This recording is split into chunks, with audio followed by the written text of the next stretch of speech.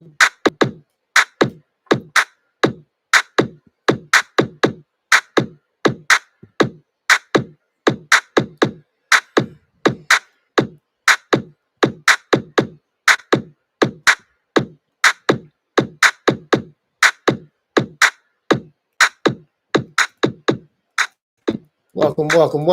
everyone, to another episode of Like Father, Like Son. My guy Kojo, the character, is off for this evening, so I'm taking you all the way through this show today. I hope everyone is doing well. I hope that you had a great day so far. The day is not over. The evening is not over. What are you having for dinner? Can I have some? Is it enough for me? You feeding the whole family? Are you just feeding yourself? I am your host, Mr. Unknown. We are live on YouTube at CL McAllister. You can find us also on Facebook at CL McAllister, and you can find us on Instagram at Mr_McAllister11. It was a tremendous day. It was extremely cold. Took the kids out for a little bit, did a little bit of social studies outside. It was freezing, okay? Absolutely freezing. Kobe is learning about how these theaters are being affected and are they in trouble because families are possibly to stay home now more than ever when the theaters ever open again, if they ever open again, which they possibly will. I believe they will. But, you know, the theater owners and their representatives are staying optimistic that things will get back on their feet. And Asante is, that being Kojo, is studying on California. And before you know it, he'll have an excellent essay to share with you all, to present to me as his teacher. As he told me yesterday, you know, I didn't know what I was doing, but, you know, I think I'm doing a pretty damn good job while learning and teaching him all at the same time. So, you know, there's no fear in the situation of teaching my kid. You know, there's a lot of things I didn't know, but I know how to learn them and then in return teach him. So as this evening is progressing and I'm thinking about what am I going to discuss for this evening. And yesterday, if you recall, if you were here, we spoke about the benefits or the pros and cons to going to private schools, charter schools, public schools, or there even Montessori schools. And did it matter? Does it make a difference? And so today we're going to kind of follow up with that a little bit and add a little more. And we kind of touched on it just a smidget. But another thing is, what about the teachers, right? Because we talked about, does it matter the school, right? The type of school, the private school, that you have more technology, more modern technology, you have private funds, you have more education that's catered more towards the individual, you have public schools where there's more diversity, there's no payment, you know, no fee. You have, you know, a wide range of, there's more, actually more public schools than there are private schools also. So you have a large picking, so to speak, and you can find the right public school. And then there's charter schools who also offer a ton of great things also. So there's pieces in every one. And if you can find the right one of any one of these factors, you will win, that being charter, private, or public, or even Montessori for that matter, because it is based on, you know, that support of the family, the support of the teachers, the staff, and things like that, right? The administrators. And so it leads me to the thought and the feelings of, which is today's subject, does it matter what type of teacher you have for success? Does your teacher, is it better to work with a male teacher? Is it better to work with a female teacher? Is it better to work with or have your teacher be the same nationality of you as you? The same origin of you, the same ethnic background as you, living in the same type of neighborhood as you? Is it okay for your teacher to live in a completely different, if you are a, I don't know, a suburban kid, and your teacher might have grown up in impoverished times or situations, so to speak, I should say. If your teacher is from a wealthy family with generational wealth, went to a prestigious school, and then you may be from a low income urban neighborhood with not as many resources. Does that matter? When you're in that school and in that classroom, does it matter? Will the teacher and the student mesh? Does that matter? Does that even count? We know that there are tons of different ethnicities, nationalities. Some people are born and raised here of, like, say, Asian descent, Latino descent, European descent, of all the different countries. Does that matter? How do these teachers, how do the families and things, how do they connect? How do the teachers connect and make it a better environment for the students, for the teachers, for the families? Because that's no easy task at all. At all. I'm only going to go off of my experiences, you know. It's all I can go off, and I can go off my son's experiences, my kids. I know for me, when I was in school, I had like issues with teachers just in general, especially if you weren't my ethnicity. And there's something about a teacher being your ethnicity, right?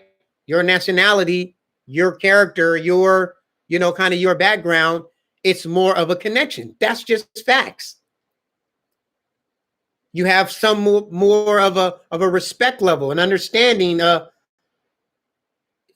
so does that mean that if someone who was white trying to teach me, or Asian trying to teach me, or Latino that's trying to teach me, was it more of a task for them? Yes, it was. It was.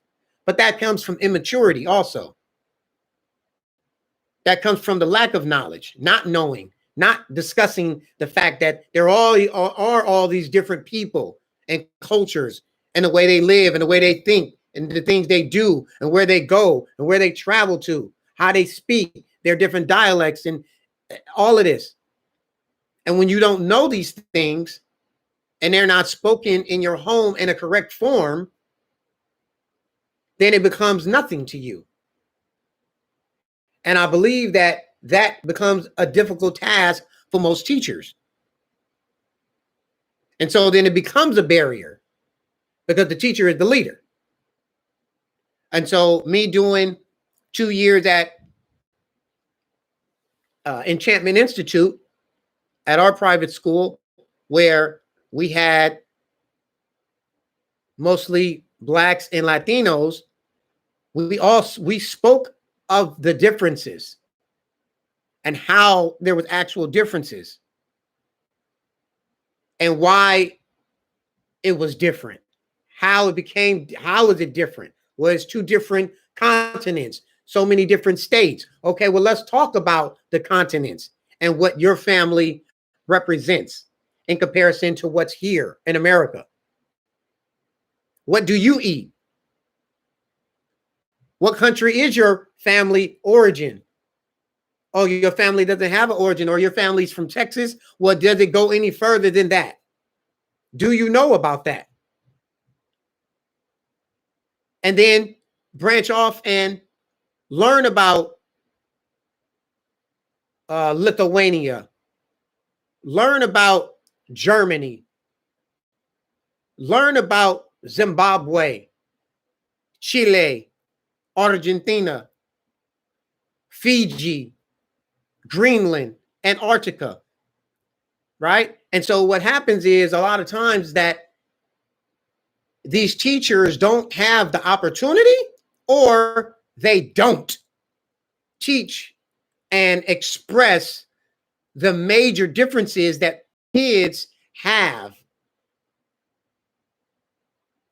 in comparison to themselves, because there are major differences.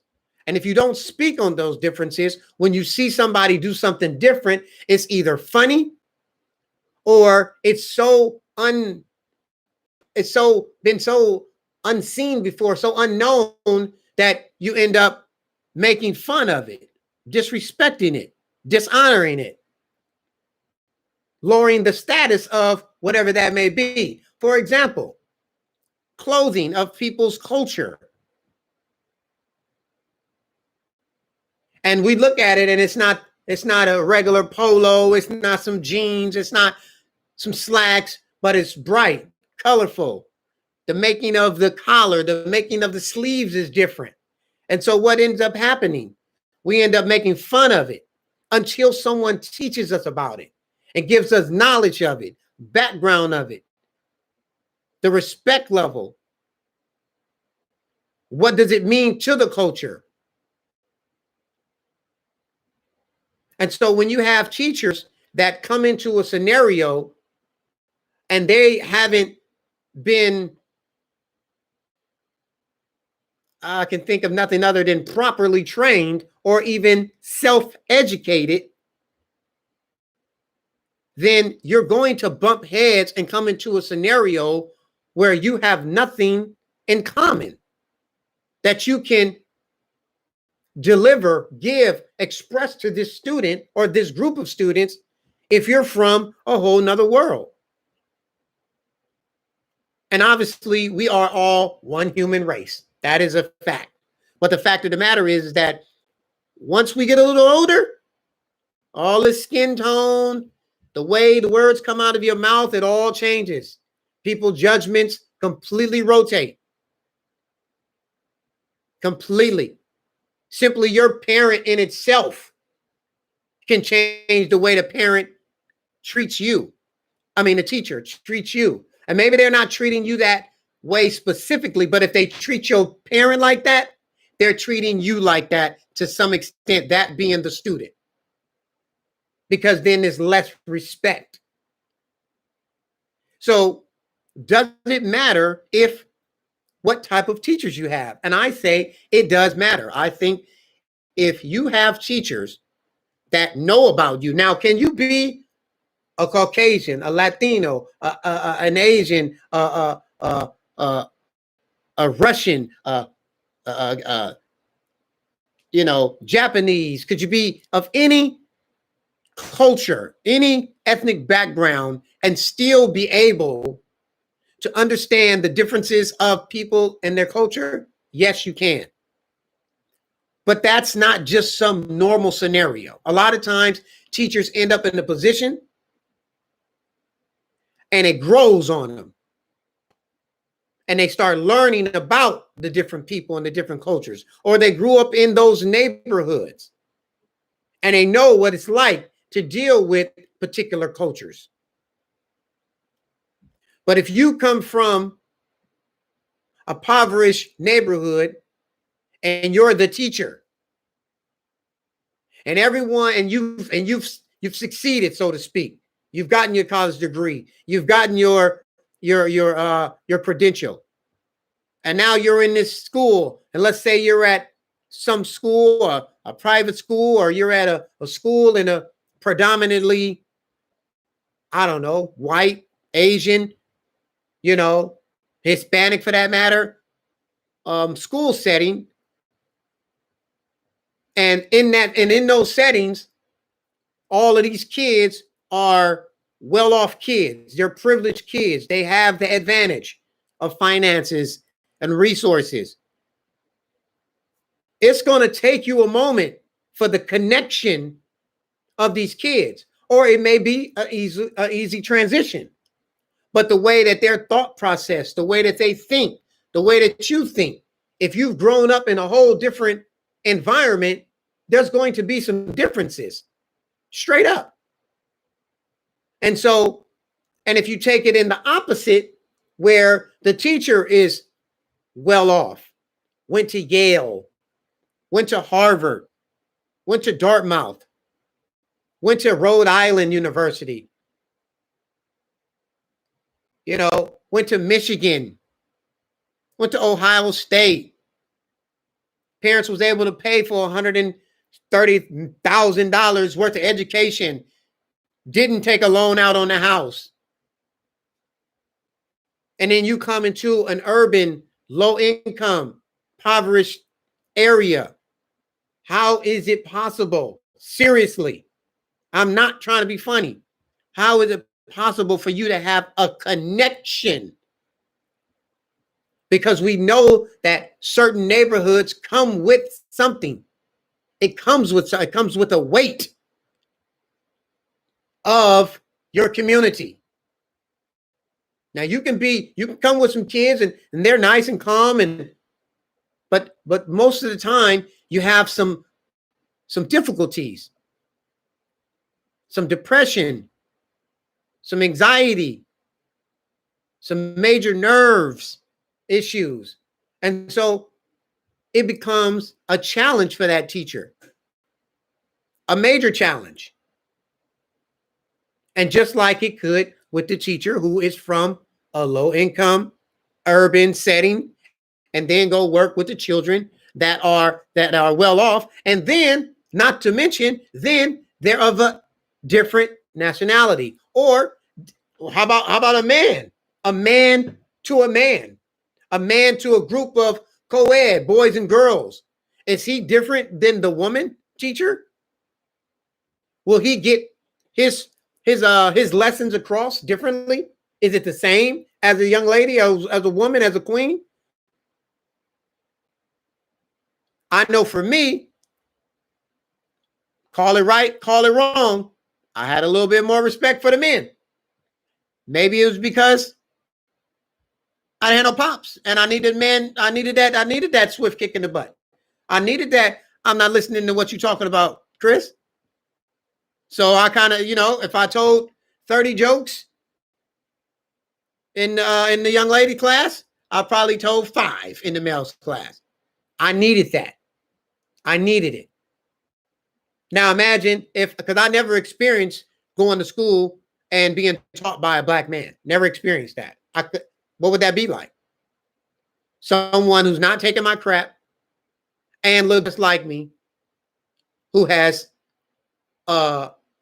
success in his life that he can tell me about. See, and what happens a lot of times, and I know that, it's kind of a controversial thing that teachers, they don't necessarily want to tell their stories. They kind of have to be at this kind of diplomatical, never leaning to one side or the other. I can remember being in a class and, a teacher's telling about things that happened in Africa and how Africa was colonized, but never gave the fact that overall, whether it's life, and that's what life is, and life is gonna happen, and it happens all over the world, yada yada yada. That doesn't mean that it hasn't had an effect on the African people. That being me, born in America, doesn't mean it didn't have an effect on me. Doesn't matter that it happens and it's the inevitable. It's happened, okay? And here we are, hundreds of years later, and the horrible act that it happened then, still that horrible act happens to us now. And so in my opinion, if you're talking about and giving the history of world history of, hey, this group of people, colonize this group of people, in my opinion, you should be stating also how, but that wasn't right overall. A whole people culture was pretty much wiped out.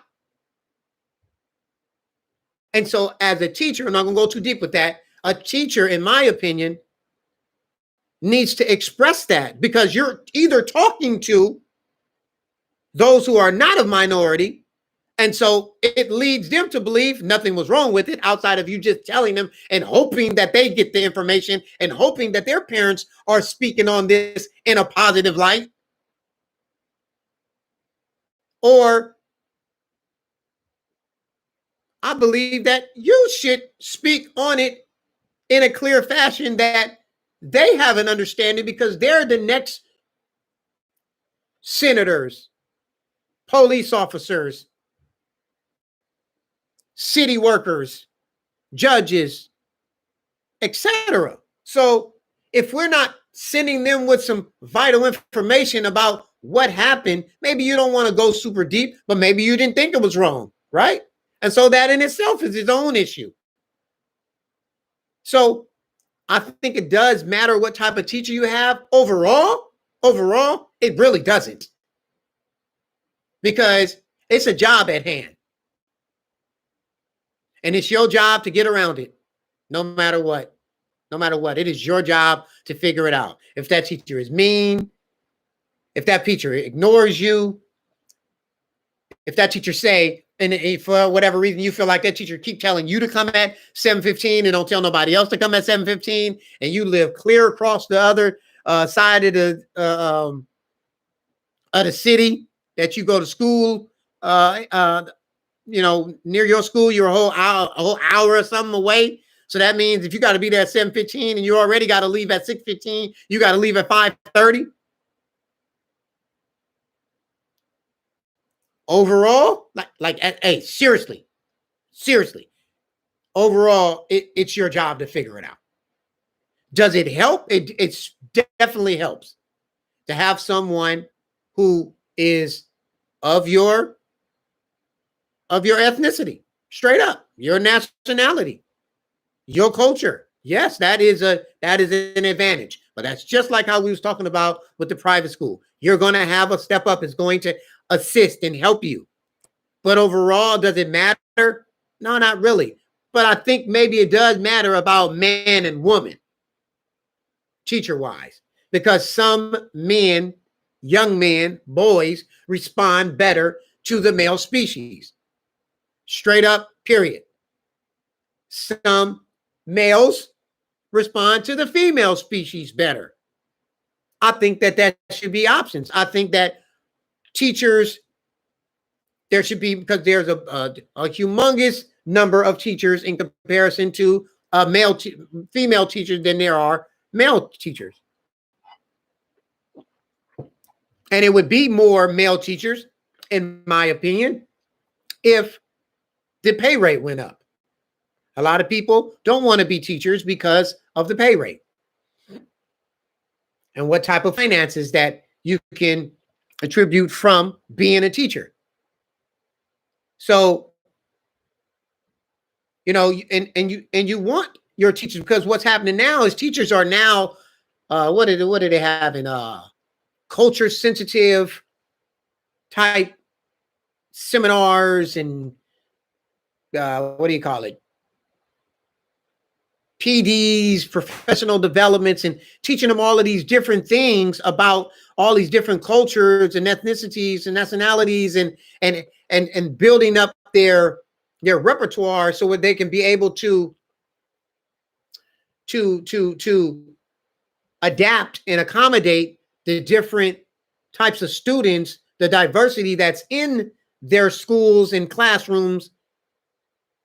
But it just makes you wonder, what has been going on for so long? Did it just start like within the last 5, 10, 15 years? Like, it's been a long time that schools have been diverse. It's been a long time that that has been all of these different cultures in school. And still to this day, there are certain teachers who really don't know how to work with different groups of people. And that plays a role. And it can discourage a kid. It can discourage a family. And, one of my good brothers was talking about depression. That could send a kid into a complete spiral.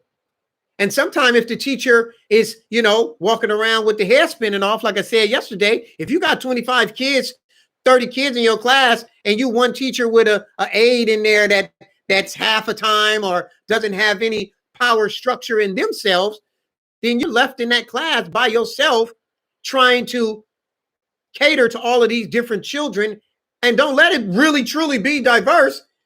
You don't even really know how to cater to all of these individuals, what they like, what they do. And yeah, people start adapting to the culture of the class, but you have to have some whereabouts, some understanding of who in the hell you're working with, not just what the news told you.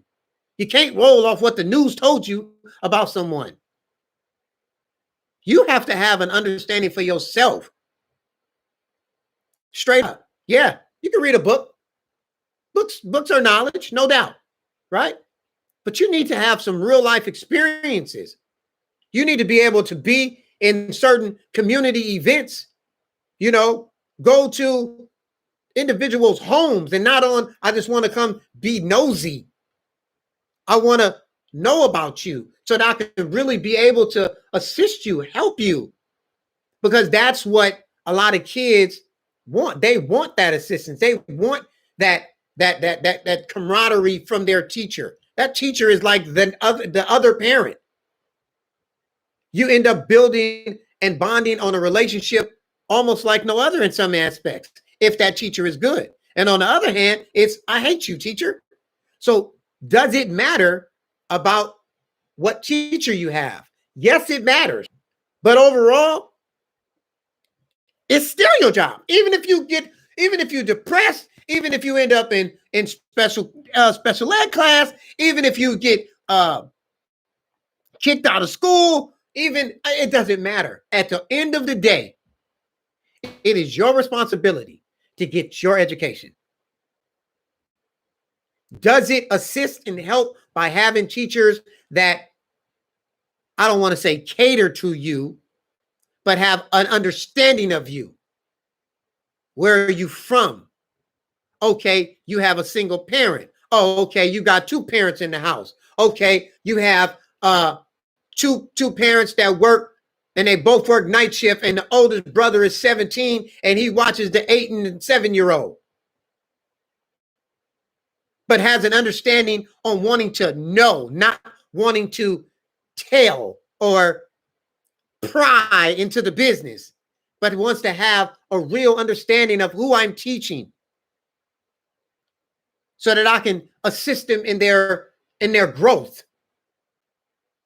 There's not that many, I could be wrong, that really get deep like that. But if you are, and it is, hey, sock in my mouth. Hush, Chris. Because that's what we all need. We need teachers that care, flat out care. Everybody wants a paycheck. Everyone. I don't give a darn if you work for PG&E, if you work for the water department, if you work for the computer tech department at Apple, whatever it is, go get your check. That's fine. But darn it, everyone needs to know that you care about fixing my computer. Everyone needs to know that you care actually about making my coffee, because I really don't want no nasty coffee, because I was looking for that good, with that extra in it, with that caramel in it, and then that perfect mixture, right? When I go get a chai tea, I need my chai tea exactly how I get. I don't care where. I don't care if I go to that place or that place or that place or that place. Chai tea is one chai tea, and it's only one way. And I need to make sure that it's made that way. So when a parent sends a child to a school, they are hoping and praying and believing They're not even hoping and praying. They're just believing that the principal picked the right teacher and that teacher cares about the student, the other students, and care about the family. Because you cannot just care about the students and not care about the families. You can't. You have to have compassion. And I say it all the time, when you got these teachers who have these raw feelings and they're not culturally aware, because if you've never been to, I don't know, if you've never been to a real Cinco de Mayo celebration, if you've never been to a real Chinese New Year celebration, if you haven't eaten some real authentic Ethiopian food or know that their New Year's is not the same as our New Year's, but then you want to turn around and try to attempt to care for someone's child and just base it all on education? No, it's more than that. It's literally more than that. And you also have to help those kids understand that there is more than these few little people that's in this class. That Filipino, that Latino, that Black, that white, that Italian, no, it's more. It's more. And then if you're at a private school where it's less diversity, and say in that one class it's 20 students and 70% of it is, I don't know, Caucasian or something, and the 30 is, the few others there, you need to be able to relay the proper information to this group, because the impact that teachers have on students, I'm not crying, my eyes just be watering and stuff, so that's hella funny. But I could have sold that too. I could have sold like I was really crying. Y'all would have been like, oh, he hella passionate about teachers and not shit. Anyway, I just believe that a teacher has to tell the truth in my eyes. And I know it's all these stipulations on what a teacher can and cannot say and things like that. I was once at working at this school, and this teacher, so it was at the time when the young man, I can't think of his name, the brother was murdered in New York for the cigarettes. He was selling the single cigarettes, and he was choked and he ended up dying. And there was this teacher, and at this school, it was a big population of Asians and whites and whatever, right? And so this teacher, I was walking to the restroom, and the teacher was saying about the young man, and if anybody can remember his name, if you don't mind shooting that to me, I appreciate it. And I apologize for not recalling his name. I was going to the restroom, and on my way back, I heard this teacher saying, and he was a Caucasian teacher, right? White guy. And he's telling to this group of non-Black students, okay, maybe had one in there, and he's saying, you know what? That is wrong that young man died over selling some cigarettes out on the outside of the store, right? And he said that I want y'all to know that this is just wrong. It doesn't matter. He didn't hurt nobody. He wasn't killing nobody. He shouldn't have died. And afterwards, when the bell rang, I made sure that I went to his class right after, and I told him that I appreciated that he expressed that to his group of students. Because, like I said earlier, they're going to be, we hope us all our kids are going to be the next city officials, the next mayors, the next private investigators, police officers, and lawyers, and judges, and governors, and presidents, and uh, school deans and things like this, where all this stuff matters, because here you are, a teacher, and you have all this ability. You have this platform to speak it to kids who are flat out pretty much required to listen to you. And if you're not giving it to them real, it's just cold. It's just cold.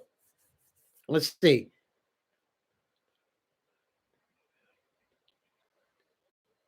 Do we evaluate the teacher's worth? So the subject is, does it matter? We're talking about, does it matter what type of teacher you have for success, right? And do we evaluate the teacher's worth? Well, do we evaluate it? I think we just, I think a lot of times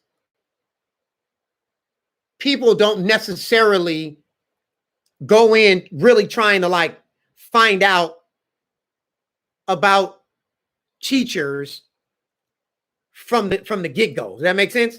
Like they don't go in looking to find out, hey, what type of teacher is this? Right? We usually, our child is just put into that classroom, and then we find out later what that teacher's worth is, right? And so when we find it out, then we have our kind of judgments, and then we kind of evaluate or have a ranking, so to speak. But sometimes, like for myself, I've always been the guy who wants to go into this class and I want to, hey, first day, how you doing? I'm Christopher McAllister. Here's my sons. Bob, here's a card. But this is me. You have any good news or bad news, please call me firsthand and let me know. And then from there, now I want to come and I want to pop up in the class. Now I can evaluate what a teacher does. But do I think overall teachers are worth what they are and more? Yes, I do. Just in general, because I have attempted to teach for a couple of years and been in education as an assistant for 18 years. And so I know the worth and how teachers can manipulate a scenario, overlook scenarios, or make scenarios better, right?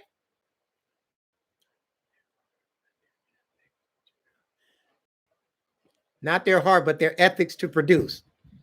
Well, I have been, okay, so look, the first go around, right? I wasn't on it as deep, right? You got to remember, I got this next round and I got where I taught the boy for 2 years, right? Both of the boys. And so the other teachers that he had, or speaking of Asante, their ethics to produce was based on Asante and his excelling. So they get all the credit in the world. Okay. So anyway, you know, and I spoke on this before, doesn't matter whether the teacher is a male or a female. And I believe that for some males, they need a male teacher. For me, in high school and in middle school, I needed a male. I needed someone that wasn't taking my crap and tell me to be quiet or get out of my class. Period. Right? Because sometimes that niceness and trying to work around and talk around what I'm doing and I'm being all obnoxious and things like that, that didn't work for me. That didn't work for me. My grandmother right there, Freddie Marshall, right? Hey, you better keep your mouth shut or you're going to get it. And that's just what it was. So if anything was anything opposite of that, I was trying to talk my way out of it. So I think that sometimes male teachers play a humongous role in developing males and females. Because even for females, I believe some females feel the same, right? You know, does ethnicity matter? Yes, it does. Yes, it does. I do feel that it matters. I think that you having that ethnic connection, the culture connection, who you are, who they are, any type of like, you know, relations that you can, you know, if I might see my teacher at one of my community events, what? Yes. And so that's what I was saying earlier, where if you can get some of these other teachers that are not of the same culture, but willing to sacrifice and not even sacrifice, grow your knowledge. Yes, I'm coming to your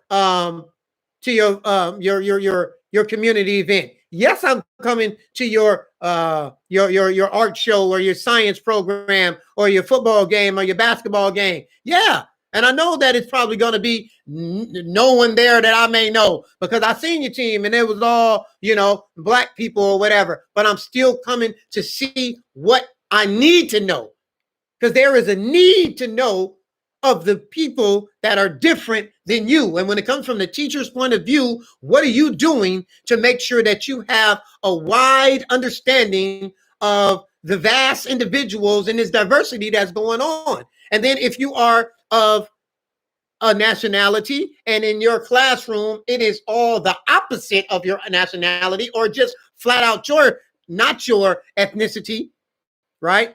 Maybe I should be using that word, ethnicity. Then you need to have some real understanding of what's going on. Straight up. Like in the middle of the year, you should be doing a PD, or you should already know, check that middle of the year.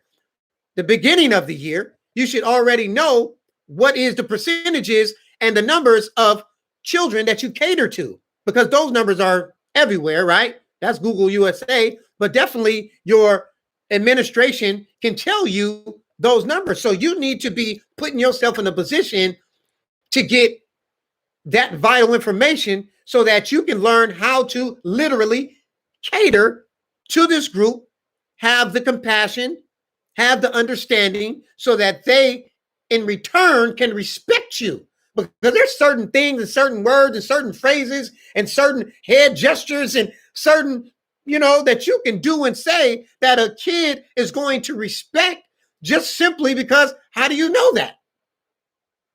How do you know that? Straight up. I seen a teacher one time, someone had it on Instagram or something, and the teacher, every student walked in, he had a different 5 with him. And walk in. Next person, it was a different 5. Right? And what did that do? That built trust. That built respect. Right? I like this guy. I like this woman.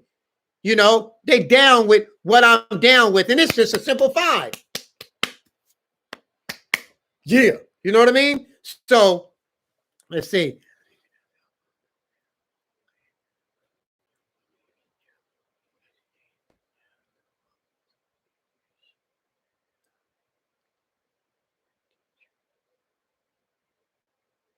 Okay, so here's a question here. As a teacher yourself, how does a parent walk away from you believing you will educate their child to the fullest? What can you share that I can look for in a teacher for me to be comfortable to learn? Flat out honesty. Honesty. I've been in a lot of scenarios where I've had to sit there with parents and listen to their critique. And I'm looking and I'm nervous and I'm thinking. And all I could think of was, I'm just going to say exactly what I'm feeling. And I think that when a teacher is honest to you, and we all know great eye contact is like, it's so serious. Eye contact and honesty and communication. Period. Eye contact, communication, and honesty. That right there. You can tell when if someone's bluffing you, you can have that feeling in your gut that you being bluffed.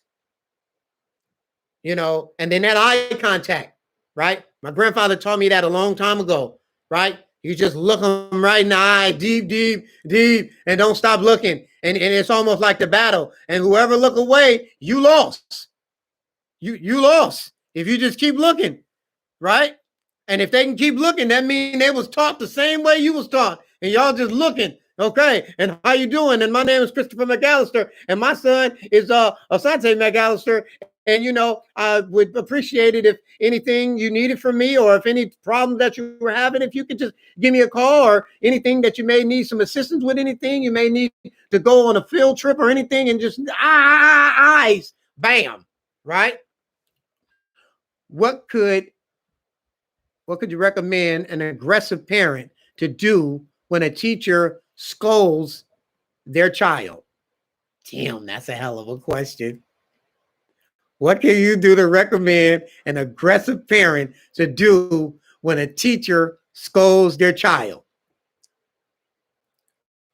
Hey, all I can say, because that's me. I was the parent that scolded a child, right? And I had aggressive parents, and again, as a parent, you just want to have an open mind.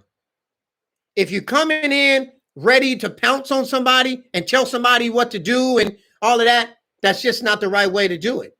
And let's just be honest. We know our kids, and that's what a big issue is with the teachers. And that's what makes it hard for teachers to teach, is because you have a parent who wants to come in aggressive, but then not necessarily giving that assistance, that helping. But then when something is not right, you come in to bite my head off because your child did something to be that teacher. And so into that scenario, I grew up in the hood pretty much majority of my life. I still live in the hood, so I'm in the hood, but I have the full-on hood mentality. And what do I mean by that? I know things happen, and I know people make mistakes. I know it. And just like I said a moment ago, when I'm sitting there, I'm thinking, and look, if you want to know, I'm going to tell you, right? But overall, the parent has to have an open mind, and you got to know that either your child made a mistake or your teacher made a mistake, and people make mistakes. People make mistakes all day, all night. And so you have to have an open mind, and you got to remember you're an adult. You're an adult, and your kid is going to remain in that class most of the time. And so you don't want to rip the whole relationship to the core because your kid did something, and we know kids lie, right? So I'm the type of person that, so here's an addition to that. Let's bring the kid, sit the kid down, and let's break down the whole story. The whole story. I'm the guy who wants to break down the whole story, right? If someone says to me, Asante hit me, and my first line is, oh, he did? Okay. Was there anything that was done before that? Were you just sitting there or just standing there and he just swacked you for no apparent reason? And that line right there has always got a kid to either, yeah, I was just standing. You were just standing there and they just bopped you right in the mouth and he just hit you? No, not exactly, but he hit me. Okay, what are you saying though, right? So I think the honesty, the real story, and a parent to just be prepared and mature enough and experienced enough. And even if you're not experienced, just grab that tool bag of maturity and go with an open mind to know that that teacher might have made a mistake, and all you could look, I just appreciate it if you don't handle it like this. I could appreciate it if, please don't talk to my kid like that. I can see how you got upset. I can see why, but just in this scenario, it may not when the teacher seems to be picking on the kid, what's the best solution for the parent to figure how to handle it? It's true or not. Ooh. Yeah. Come to that school.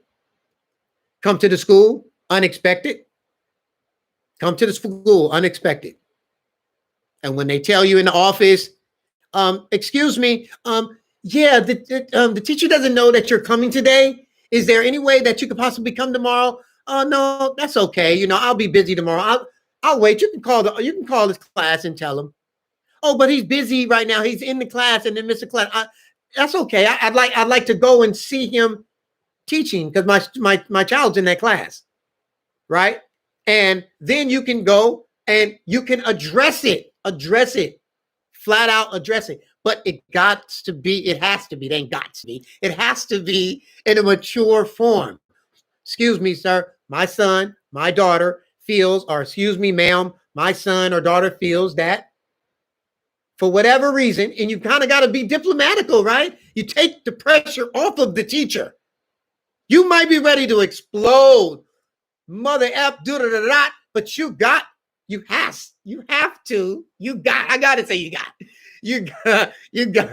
play your hand smart. My child, for whatever reason, I'm not sure why they would say this, but they feel that you're picking on them.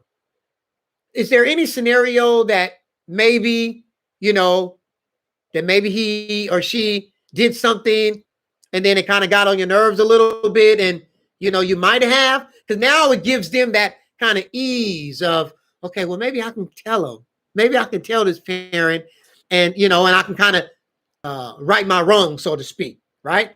And have that kid right there. And then the kid can tell the story too. And it's all about the story. If you don't want to hear the story, though, as a parent, you're not going to hear the story. And you're not going to hear what that teacher's saying anyway. If you come in negative, that teacher wrong, how dare you talk to my kid, then that's just what you're going to do.